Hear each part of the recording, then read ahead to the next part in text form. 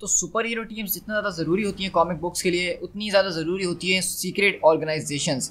क्योंकि अगर आपको कॉमिक बुक की स्टोरीज के अंदर इंटरेस्ट बढ़ाना है तो आपको सीक्रेट ऑर्गेनाइजेशन इंट्रोड्यूस करवानी पड़ती हैं। सीक्रेट ऑर्गेनाइजेशन को इंट्रोड्यूस करवाने का मकसद ये होता है कि कुछ ऐसी चीज़ें चल रही हों जो कि आपके सामने हमेशा से हों, लेकिन आपको उसके पीछे की वजह ना पता चली हो, या फिर कुछ ऐसे काम हो रहे हो कॉमिक बुक के अंदर जिनकी बैक स्टोरी आपको ना पता हो और आपको वो बाद में बताई जाए। और इन सब की वजह से आपका स्टोरी के अंदर इंटरेस्ट और ज़्यादा बढ़ जाता है। और मार्वल कॉमिक्स की अगर हम बात करें तो मार्वल कॉमिक्स के अंदर बहुत ज़्यादा सीक्रेट ऑर्गेनाइजेशंस को अब तक बना दिया गया है। So guys, this is Pete Tiger and welcome back to the another top 10 video. तो आज की इस टॉप 10 की वीडियो के अंदर हम बात करने वाले हैं टॉप 10 सीक्रेट ऑर्गेनाइजेशंस इन मार्वल कॉमिक्स, जिसके अंदर हम नजर डालेंगे कुछ ऐसी ऑर्गेनाइजेशंस के ऊपर जो कि मार्वल कॉमिक्स के अंदर काम करती हैं लेकिन लोगों को उसके बारे में नहीं पता है। सो गाइस, बिना किसी और बात के इस वीडियो को स्टार्ट करते हैं।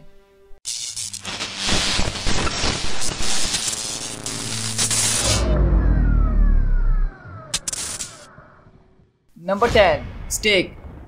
तो मार्वल कॉमिक्स के अंदर हम अगर ऑर्गेनाइजेशंस की बात करें तो मोस्टली जो ऑर्गेनाइजेशंस हैं जो सीक्रेटली काम करती हैं वो ज़्यादातर शील्ड की सब डायरी कंपनी है और उसी के अंडर काम करती हैं। और स्टेक का फुल फॉर्म जो है बताया जाता है कॉमिक्स के अंदर special thread assignment for non extra normalities. और ये एजेंसी इसीलिए बनाई गई थी कुछ अजीब व गरीब क्रीचर्स के ऊपर काम करने के लिए, कुछ ऐसी चीज़ें जो कि मॉन्स्टरली और सुपर नेचुरल मानी जाती हैं। और इसको इसीलिए बनाया गया था ताकि इस तरह की अलग अलग किस्म की जो एक्टिविटीज़ हमारे अर्थ के ऊपर हो रही होती हैं उनके ऊपर नज़र रखी जा सके और उनसे निपटा जा सके। और इसी वजह से इसके कुछ खास जो मेंबर्स हैं उसमें शामिल हैं Jasper Sitwell, vampire by night, man thing, Manphibian, Orgo, teen abomination and hit monkey. और इन लोगों का काम इसी तरह होता है कि ये इस तरह की अजीब व गरीब चीज़ों के ऊपर इन्वेस्टिगेट करते हैं। और इसी तरह से आप समझ सकते हैं कि ये शील्ड है बेसिकली, लेकिन एक सुपर नेचुरल लेवल पे काम कर रही है। जैसे डीसी के अंदर आपको पता है कि जस्टिस लीग डार्क काम करती है सुपर नेचुरल एक्टिविटीज़ के ऊपर, तो स्टेक बेसिकली आप समझ सकते हैं कि मार्वल कॉमिक्स के अंदर उसी तरह का कुछ काम करती है। Number 9, M.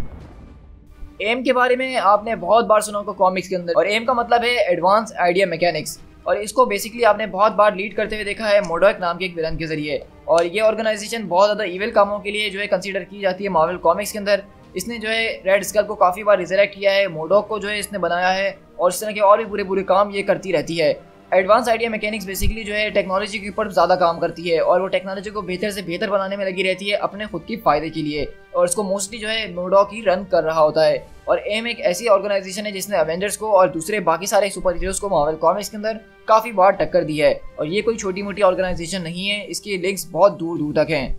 Number 9, Hellfire club. ये ऑर्गेनाइजेशन जो है रिलेट करती है म्यूटेंट से और एक्समैन के रिलेटेड, और आपने इसके बारे में कहीं ना कहीं एक ना एक बार तो ज़रूर सुना ही होगा, मैं इतना ज़रूर जानता हूँ। हेलफायर क्लब को सबसे पहले हमने कॉमिक्स के अंदर एक्शन में तब देखा था जब जीन ग्रे को डार्क फीनिक्स ने पोजेस कर लिया था, और हेलफायर क्लब उस वक्त उसकी पावर्स को इस्तेमाल करके अपने फ़ायदे के लिए इस्तेमाल करना चाहता था। इस ऑर्गेनाइजेशन का जो मकसद है वो बहुत ज़्यादा सिंपल है, ये टोटल वर्ल्ड डोमिनेशन चाहते हैं। ये चाहते हैं कि हमारी ऑर्गेनाइजेशन का जो है हर चीज़ के ऊपर हाथ हो और हम उसको अपनी मर्जी से चला रहे हों। जैसे कि इस लिस्ट के अंदर आने वाली मोस्टली ऑर्गेनाइजेशंस का एम्बिशन यही होता है। और इसके अंदर हम देखते हैं कि इसका जो लीडर होता है वो ब्लैक किंग कहलाता है, जो कि ज़्यादातर कॉमिक्स के अंदर हमें सेबेस्टियन शॉ नजर आता है। इसके अलावा एक वाइट क्वीन होती है जो उसके साथ इसको चला रही होती है। अब वाइट क्वीन की अगर हम बात करें तो वो काफ़ी बार कॉमिक्स में अलग अलग दिख चुकी हैं, लेकिन मोस्टली जब वाइट क्वीन का जिक्र होता है तो लोगों के दिमाग में एमा फ्रॉस्ट आती है, जो कि काफ़ी टाइम तक इसकी एक मेंबर रह चुकी है। और ये एक ऑर्गेनाइजेशन ऐसी है जिसको मार्वल कॉमिक्स के अंदर हम म्यूटेंट से रिलेटेड कुछ ज़्यादा ही देखते हैं और एक्समैन का इनसे भिड़ाव होता ही रहता है। दी हैंड। अब दी हैंड एक ऐसी ऑर्गेनाइजेशन है जो कि बहुत ही ज़्यादा एंशिएंट और पुरानी ऑर्गेनाइजेशन है, जिसको एंशिएंट जापान से माना जाता है। और इस ऑर्गेनाइजेशन के अंदर कंसिस्ट करते हैं निंजास, और वो भी इमोर्टल निंजास, क्योंकि द हैंड के पास एक ऐसी टेक्निक है जिसके जरिए वो चाहें तो किसी को भी वापसी जिंदा कर सकते हैं। और इस टेक्निक को चुराने की बहुत ज़्यादा लोगों ने कोशिश करी है और बहुत ज़्यादा लोग इससे वापसी जिंदा भी लौट कर आए हैं। दी हैंड की अगर आप बात करें तो आप समझ सकते हैं कि ये जापानीज अंडरवर्ल्ड का एक बहुत बड़ा हाथ है। ये मोस्टली जो है जापान के अंदर ही काम करना पसंद करता है और वहीं अपने जो है ऑर्डर्स वगैरह चलाता है। लेकिन जब भी कोई जापान के अंदर एवेंजर्स की टीम या एक्समैन की टीम पहुंचती है तो वो उनको मुकाबला देने से कभी पीछे नहीं हटती है। और यही वजह है कि कॉमिक्स में हमने दी हैंड को काफ़ी बार मुकाबला करते देखा है स्पाइडरमैन, वुल्वरीन, एवेंजर्स, और खासकर हम ज़्यादातर इसके जो दुश्मनी देखते हैं वो डेयरडेविल और इलेक्ट्रा के साथ देखते हैं, क्योंकि एक बार इलेक्ट्रा दी हैंड की लीडर भी रह चुकी है, क्योंकि उन लोगों ने इसको रिजरेक्ट भी किया था।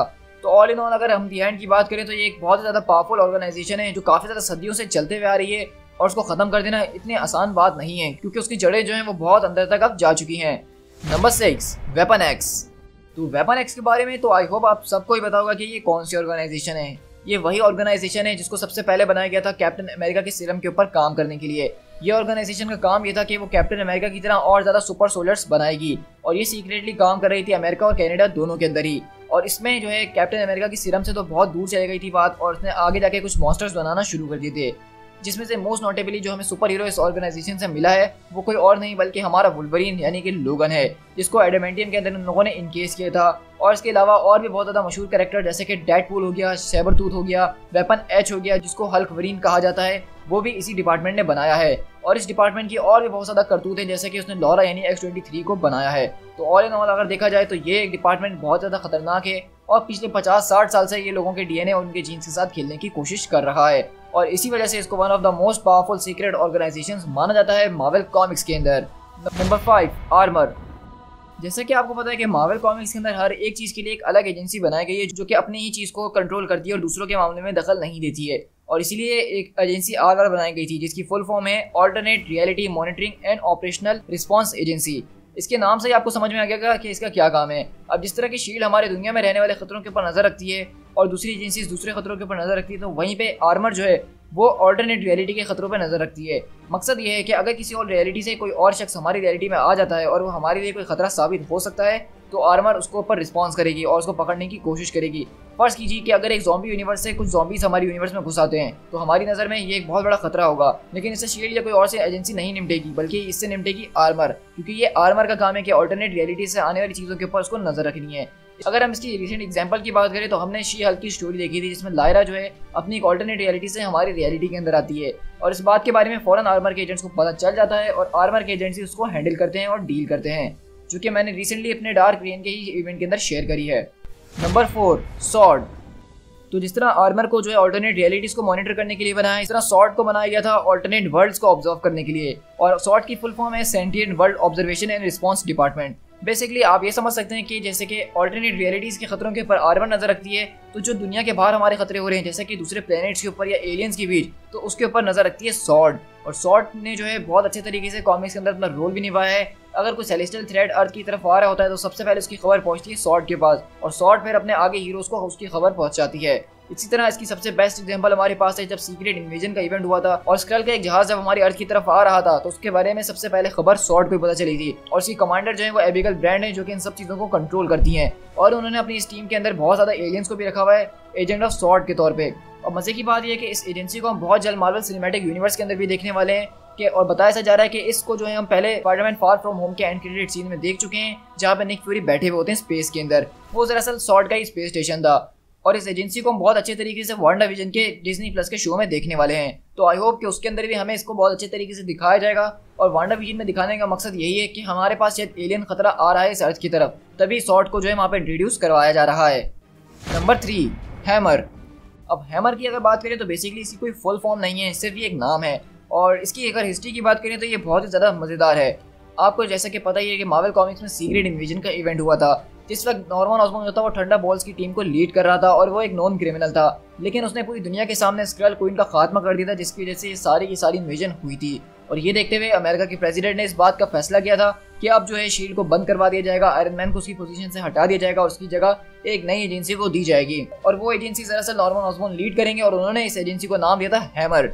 और हैमर का काम ये था बेसिकली जो शील्ड का काम था, लेकिन अब नए तरीके से और नए लीडर के साथ। हैमर के एजेंट्स का कुछ खास हमने रोल देखा नहीं है, लेकिन उसकी सबसे ज़्यादा मज़ेदार बात ये थी कि उसको नॉर्मन ऑसबॉर्न लीड कर रहे थे, और नॉर्मन ऑसबॉर्न अपने अंदर ही एक बहुत ज़्यादा ज़बरदस्त विलन है, जो कि बहुत अच्छी पॉलिटिक्स और डिप्लोमेटिक वे से हर चीज़ को चलाना जानता है। और हमने देखा था कि किस तरह से वो अपने खतरनाक ऑर्डर्स देता है, और हैमर के एजेंट्स को वो सब चीज़ें माननी पड़ती हैं। एक नज़र से देखा जाए तो ये ऑर्गेनाइजेशन कोई अच्छी ऑर्गेनाइजेशन नहीं थी, बल्कि ये एक ईविल ऑर्गेनाइजेशन थी, क्योंकि हमें पता है कि नॉर्मन ऑसबॉर्न खुद एक ईविल आदमी और उसके काम भी जो है वो ईविल ही थे। हैमर एजेंसी जो है इस पूरे के पूरे डार्क रेन के इवेंट के अंदर एक बहुत ज़्यादा इंपॉर्टेंट और वाइटल रोल प्ले करती है।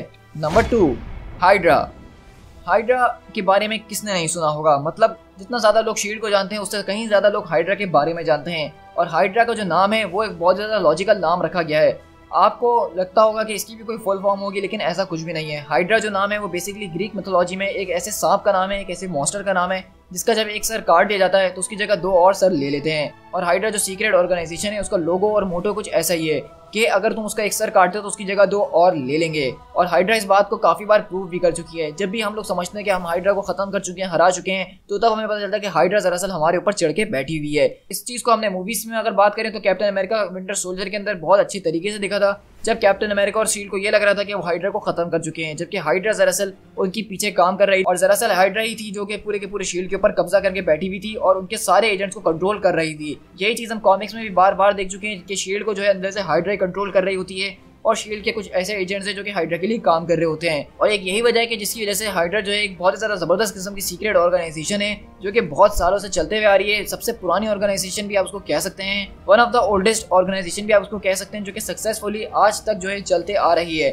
और उसको हराना ऐसा लगता है कि बिल्कुल इम्पॉसिबल है, क्योंकि अगर हम उसके एक लीडर को पकड़ के खत्म करते हैं तो पीछे से 2 और नए लीडर उसके बन जाते हैं।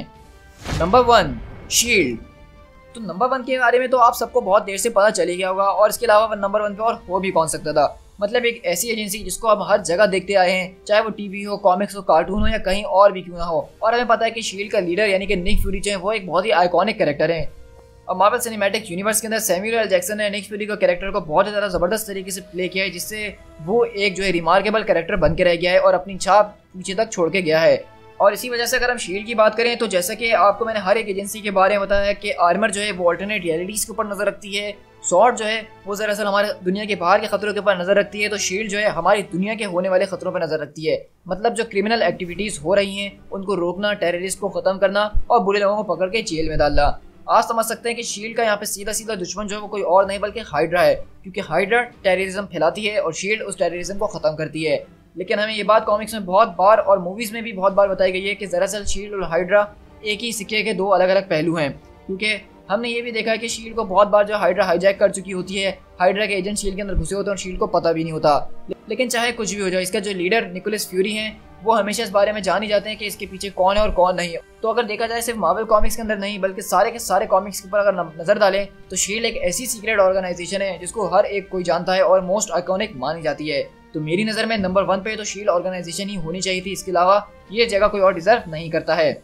सो गाइज, ये थी मेरी एक छोटी सी वीडियो जिसके अंदर मैंने आपके साथ टॉप 10 ऑर्गेनाइजेशंस शेयर करी है मार्वल कॉमिक्स के अंदर। इसके अलावा कुछ और ऑर्गेनाइजेशंस भी हैं, लेकिन वो ऐसी नहीं है जो कि लिस्ट में हम शामिल कर सकें। वो बहुत ज़्यादा छोटी हैं और ज़्यादा इन्फॉर्मेशन भी उनकी हमारे पास नहीं है। लेकिन इसके अलावा आप मुझे बताइए कि आपको वीडियो कैसी लगी, और इस वीडियो के ऊपर हम लाइक टारगेट रखेंगे 450 लाइक्स का, जो कि मुझे पता है कि आप लोग उसको फौरन से कंप्लीट कर ही देंगे। साथ ही साथ कमेंट करके बताइएगा कि इन सारी ऑर्गेनाइजेशंस में ऐसी कौन सी ऑर्गेनाइजेशन थी जिसके बारे में आपको पहली बार पता चल रहा है। और अगर इस लिस्ट के अंदर आने वाले ऑर्गेनाइजेशंस के बारे में आप और ज़्यादा जानना चाहते हैं डिटेल्स के अंदर, तो आप मुझे कमेंट में ज़रूर बताइएगा, ताकि मैं उसके ऊपर एक अलग से वीडियो बनाऊं जिसमें हम उसकी तमाम डिटेल्स को आपके साथ शेयर कर सकूं। सो गाइस, जाने से पहले इस वीडियो को अपने दोस्तों के साथ शेयर जरूर कीजिएगा, क्योंकि इस तरह की वीडियो यूट्यूब के ऊपर काफ़ी ज़्यादा कम है। और हाँ, अगर आप मेरे चैनल पे फर्स्ट टाइम आए तो प्लीज़ आप मेरे चैनल को सब्सक्राइब जरूर कीजिएगा, क्योंकि हम लोग अपने चैनल के ऊपर इस तरह की टॉप 10 वीडियोस और साथ ही साथ डेली बेसिस पे कॉमिक्स को शेयर करते ही रहते हैं। तो अगर आप मार्वल कॉमिक्स का डेली डोज चाहते हैं हमारे चैनल के ऊपर, तो इसका फौरन से हिस्सा बन जाइए। So guys, this is P Tiger. मिलते हैं किसी और टॉप 10 वीडियो के साथ। Till then, thank you so much.